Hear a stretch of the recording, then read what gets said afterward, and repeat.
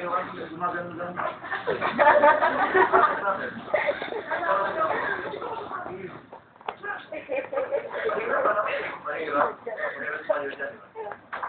Sabi ko, I will give you the opportunity to put yourself on your shoes. Ako, kasi kung tatanungin ko kayo gusto mo sa restaurant, tsak! Hindi kayo makakasalit. So, itatanong ko sa inyo yung pinag-uusapan nyo. Parang mayroon ng mga share. Tapos, nag-stay. Oh, tapos, kasi kalas na, ito naman. Tapos, wala na. Gumagano.